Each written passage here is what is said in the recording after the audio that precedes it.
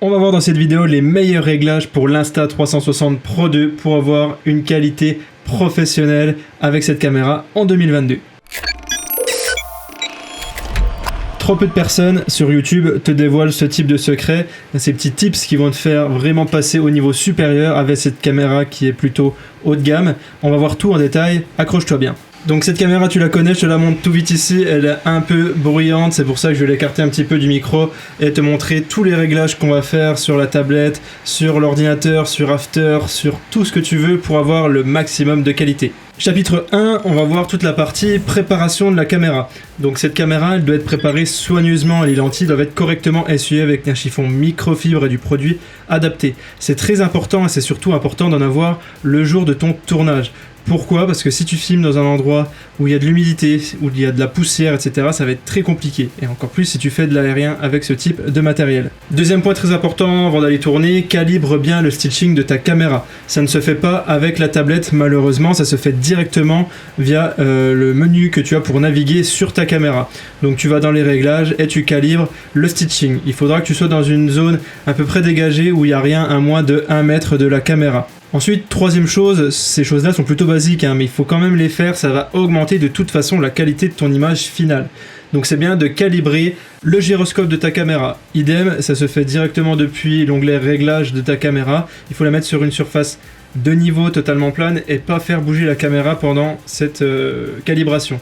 C'est indispensable pour que ton image ne soit pas très étrange, très ondulé comme ça au niveau de l'horizon, ou que tu n'aies pas de problème de shifting effect pendant ton tournage, c'est-à-dire une image qui tout doucement viendrait à paner, on appelle ça à paner, donc l'axe du panoramique va soit bouger au niveau de l'axe panoramique justement, soit au niveau de l'axe du tilt, ça va tilter vers le haut ou vers le bas, et c'est pas ce qu'on recherche, et c'est du temps de gagner encore une fois en post-production. Et dernière chose au niveau de la préparation, bien insérer des cartes mémoire de qualité professionnelle, c'est hyper important au niveau de la vitesse, parce que malgré tout, si tu mets des cartes qui sont trop bas de gamme ou qui enregistrent pas assez vite, eh ben, tu vas avoir des black frames ou des green frames si tu préfères pendant tes plans. C'est-à-dire que si tu as une black frame ou une green frame pendant un de tes plans phares de ta vidéo 360, eh ben, tu dis adieu à ton montage où tu vas devoir la supprimer et ça va se voir. Donc on fait attention à ça. D'ailleurs, juste en parlant d'Insta360, tu sais qu'ils ont sorti une nouvelle caméra assez insolite et assez spéciale qui va directement sur un drone pour faire de la 360. Je te laisse checker ici, c'est mon domaine de prédilection, le drone à 360 degrés depuis plus de 5 ans et demi maintenant. Donc n'hésite pas à aller voir cette série de tutoriels. Voilà, maintenant je vais prendre mon petit iPad parce que forcément ça marche que chez Apple pour pouvoir directement te montrer tout ça. Donc on va ici pour voir dans un premier temps la version de ta caméra. Tu as toutes les informations qui sont écrites ici. Je t'invite à être à la dernière version de chaque firmware, c'est très important, sinon tu n'auras pas les mêmes informations à l'écran que moi. Et on va tout de suite se rendre sur la partie vidéo parce que ce qu'on veut c'est faire de la vidéo comme un pro. Donc je vais vous mettre une page de base qui va s'afficher comme chez vous. Bien évidemment je suis en connexion Wi-Fi avec ma caméra directement, je n'ai pas installé le module Farsight, mais vous allez voir ça fonctionne exactement pareil. Voilà, là la caméra est posée là-bas près de la cafetière, il ne faut pas s'occuper de l'image, c'est pas ce qui est important. Ce qui est important maintenant c'est l'intégralité des réglages qu'on va faire. On va se servir uniquement de l'onglet Général et de l'onglet Exposition, donc qui s'appelle Exposure en anglais. Sur l'onglet général, on va voir toutes les informations qui vont vous permettre d'avoir la meilleure qualité vidéo possible selon votre cas de figure bien évidemment. Donc sur le mode, on se met bien en mode normal. Les deux autres modes ne vont pas être intéressants. De toute façon, le mode HDR sur cette caméra n'était pas encore assez développé et les mises à jour n'ont pas réussi à régler le problème pour autant. Vous allez voir qu'on va avoir une bien meilleure qualité d'image en restant en mode normal. Au niveau de la 3D ou du panoramique, c'est très important. Si vous êtes dans des zones très restreintes avec des objets assez proches et qui vont passer dans les zones de stitching, c'est-à-dire dans les coutures entre chaque lentille, je vous invite forcément à rester en stéréoscopique. Pourquoi ? Petit schéma qui s'affiche à l'écran. Vous voyez quand vous filmez en monoscopique, ce qui est pris sur chaque lentille, on va dire, le nombre de pixels horizontal de chaque lentille est très faible. Vous le voyez, on est à 1920 pixels pour une version monoscopique. Si vous filmez en stéréoscopique, chaque lentille va prendre 2880 pixels si je ne dis pas de bêtises. Et ça, c'est hyper intéressant parce qu'au final, vous pouvez très bien filmer en stéréoscopique et exporter à la fin en monoscopique. On verra comment on fait ça tout à l'heure. Donc là, selon votre cas de figure, encore une fois, choisissez bien monoscopique ou stéréoscopique, même si c'est pour exporter en monoscopique. Le real-time stitching, on le décoche, ça ne sert strictement à rien à part pour avoir une prévisu basse définition sur ta tablette. C'est pas important et c'est pas ce qu'on recherche. Sauvegarder les origines des cils lentilles, bien évidemment, il les faut. Et au niveau de la résolution, vous voyez, on a du 8K 60 fps ou du 8K 5 fps uniquement qui sont disponibles ici. Donc, bien évidemment, on va mettre du 8K à 60 fps. Si vous voulez avoir la meilleure qualité visuelle et pas privilégier, on va dire, le nombre d'images par seconde, vous pouvez bien évidemment, ce sera préférable de passer en 8K 30 fps. Ça, c'est très important, mais dans la réalité virtuelle, croyez-moi, le 60 fps, c'est le minimum du minimum pour pouvoir diffuser ça dans les casques de réalité virtuelle et éviter au maximum le motion sickness qui pourrait être créé à cause de ça. Donc pour moi 8K 60 fps c'est très bien, je privilégie les images par seconde. Ensuite on a la fonction iLog qui est le log de chez Insta qui est très intéressante pour avoir vraiment une dynamique qui est améliorée pour le traitement en post-production. Mais attention, on ne filme jamais avec l'Insta360 Pro 2 en iLog dans des conditions de basse lumière. Et quand je dis basse lumière, c'est vraiment dès que vous êtes en intérieur, vous oubliez le iLog, clairement.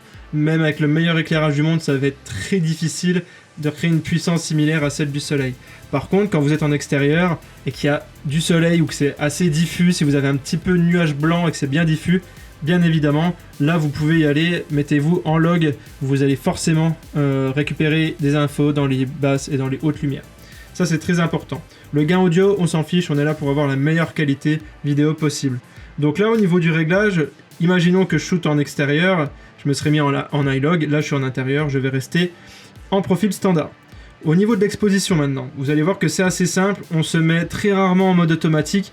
Je vous le conseille pour l'extérieur, si vous êtes un peu pressé, le mode automatique, il va vraiment performer, ça va être juste incroyable. L'Insta360, elle est vraiment très bonne pour ça.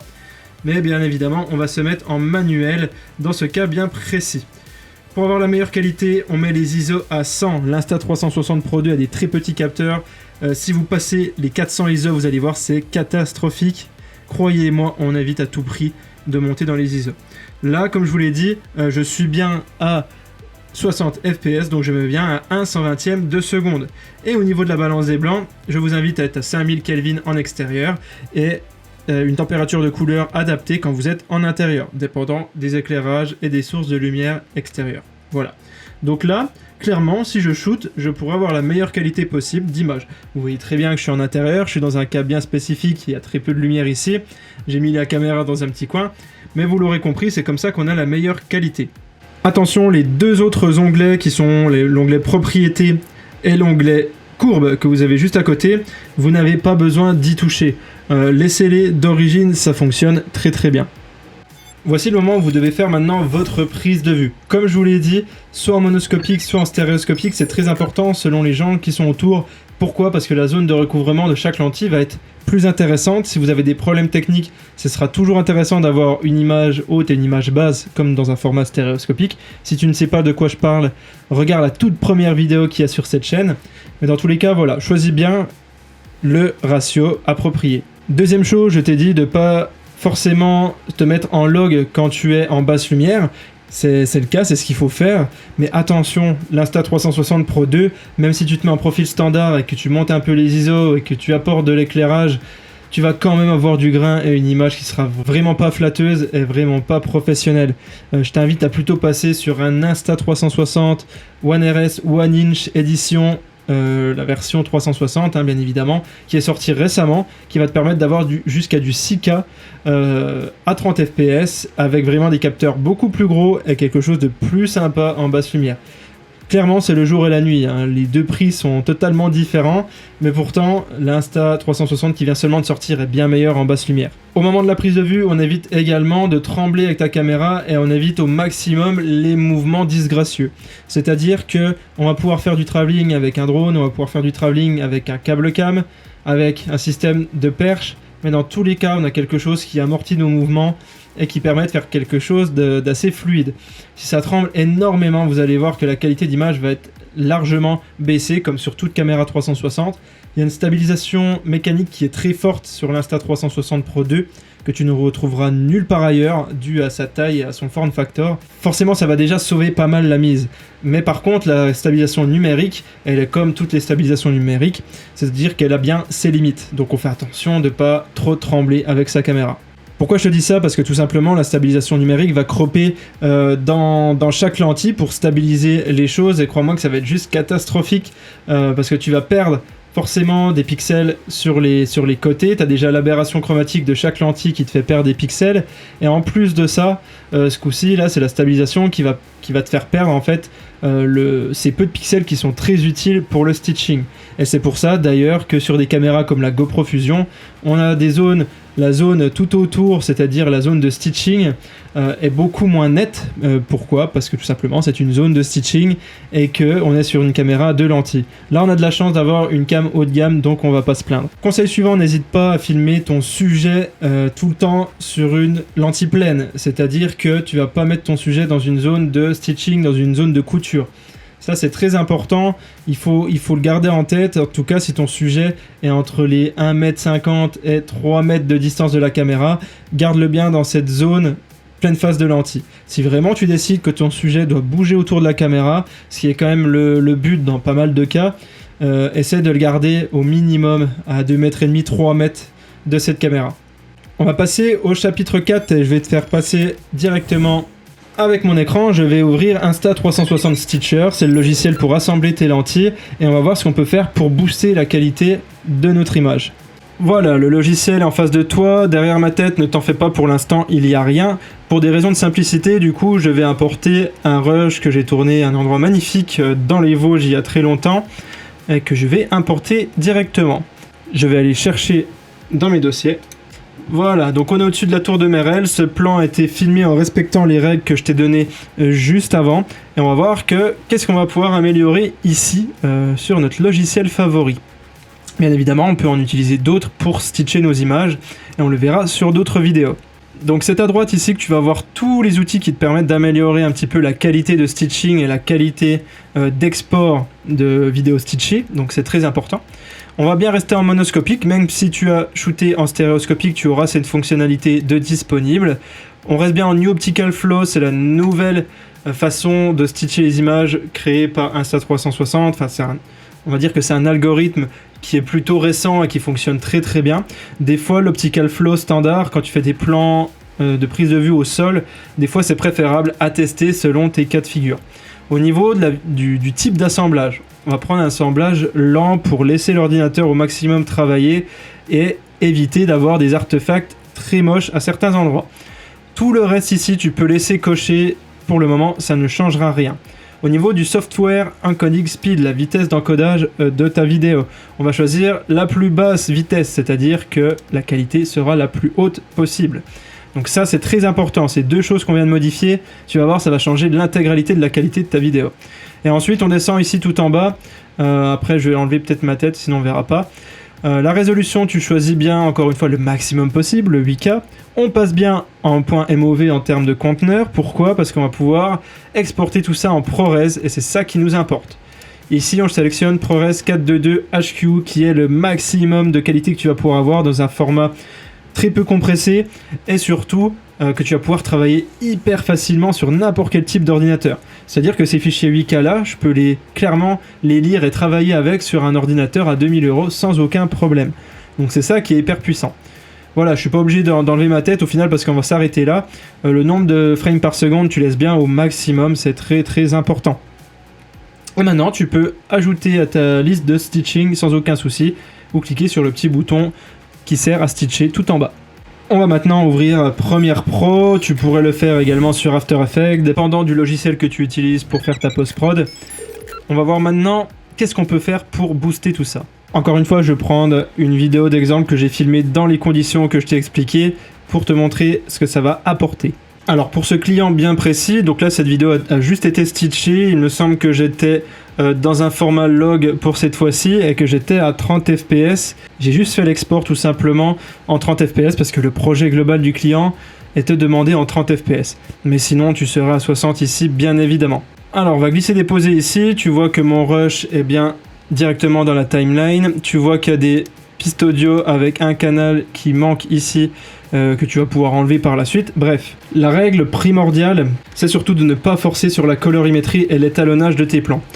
La colorimétrie peut être faite gracieusement, efficacement et très facilement en quelques clics. Et l'étalonnage, on essaye d'oublier un petit peu. Le but, que ce plan soit le plus réaliste possible. Donc encore une fois, on va faire un petit exemple ici. Je vais mettre dans fenêtre, espace de travail, couleur. Voilà, pour plus de visibilité, on va se mettre comme ceci. Donc là, pour la colorimétrie, j'ai fait des tutoriels très poussés à ce sujet sur ma chaîne secondaire Drone Ambition. On va coller les noirs tout en bas. Attention à ne pas y aller trop fort. Alors là, j'ai OBS qui tourne en même temps, donc c'est pas facile. Les blancs, on essaye de se rapprocher. Vous voyez, hein, la dynamique en log, elle est incroyable. On se rapproche de 100 sans jamais toucher les 100, surtout pour une visualisation dans un casque de réalité virtuelle, car ça va avoir tendance à clipper. C'est-à-dire que quand les gens vont regarder le blanc, ça va scintiller. On va booster le contraste comme ceci, directement en bougeant les tons clairs et les tons foncés. On va étirer un petit peu le signal, tout en douceur quand même. Encore une fois, c'est un exemple. Et le dernier point, bien évidemment, c'est d'ajuster la saturation.